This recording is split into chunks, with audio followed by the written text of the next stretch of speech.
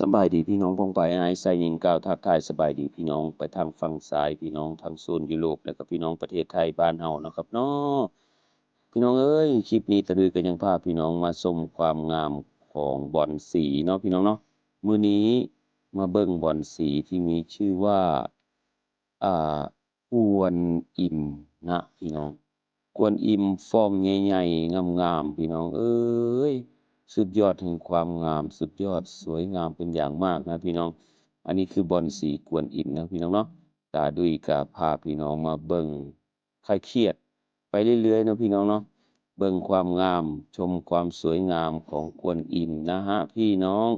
ขอบคุณขอบมกขอบใจพี่น้องผมไปอ้ายไซยิ่งเนาะที่แวะมาเป็นกำลังแรงมกกำลังแรงเจอดือยูเซอร์พาเอ็ดพากินเนาะพี่น้องเนาะสำหรับคลิปนี้ก็ยาวมาพอสมมาพาควรแต่นี่ก็ขออนุญาต บาดคำเนาะจบคลิป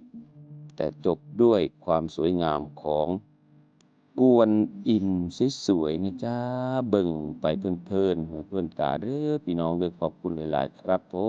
ม